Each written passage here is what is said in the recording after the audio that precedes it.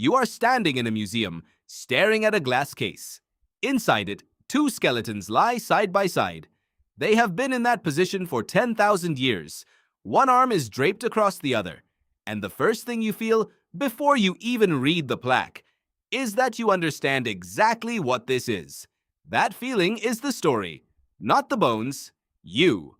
In 2011, archaeologists excavating a Neolithic site near Modena, Italy, uncovered something that stopped the entire team cold.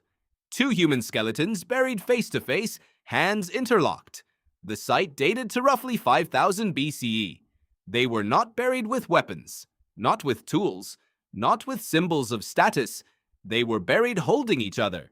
Researcher Elena Menotti and her team spent months documenting each angle. The positioning was deliberate. Someone had arranged them that way. Someone had cared enough to do that. The question is what that tells you about the people who did it. And the answer changes everything you thought you knew about ancient humans. For most of recorded history, your ancestors have been described as brutal, surviving, competing, fighting for scraps in a cold, indifferent world. That image was never based on evidence, it was based on assumption. The assumption that ancient life was hard in every possible way, including emotionally. The grave near Modena does not support that assumption. Anthropologist Helen Fisher has spent decades studying the biology of love and attachment. Her conclusion is blunt. Romantic attachment is not a modern invention. It is not a product of literature or religion or leisure time. It is a survival mechanism. Your brain evolved to bond, to pair, to feel the specific loss that comes only from losing one particular person. That system is ancient, far older than 10,000 years, and the grave proves it was being acted upon. Someone buried those two people together not because ritual demanded it.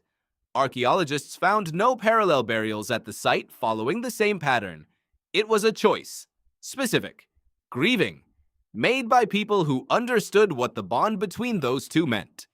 Researcher Timothy Taylor has argued that what separates humans from other species is the capacity to assign meaning to the dead, to feel that something is still owed. That love does not simply stop when one person stops breathing.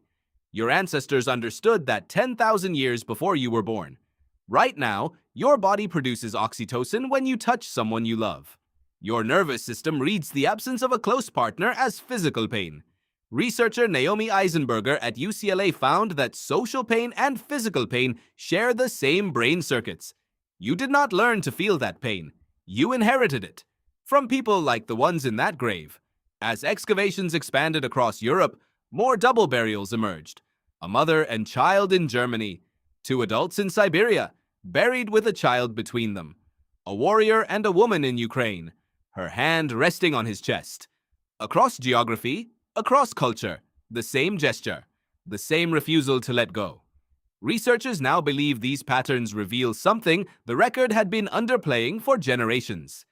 Ancient humans had rich emotional lives. They grieved. The grave was not just a cultural act, it was an emotional one, which puts you in a strange position. You live in a world obsessed with progress. You have antibiotics and satellites and instant communication. You are safer and longer lived than any human before you. And yet the deepest thing in you, the part that reaches for another person in the dark, is unchanged. That part is 10,000 years old already. The archaeologists who opened that grave did not find evidence of primitive life. They found a mirror. The same longing that wakes you up at 3 in the morning. The same certainty that some connections cannot be replaced. 10,000 years ago, someone arranged two bodies face to face, laced their fingers together, and covered them with earth.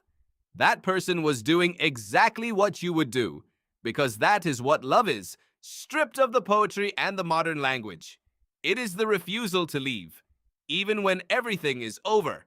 And somewhere under the soil of northern Italy, two people are still proving that you have always been this way.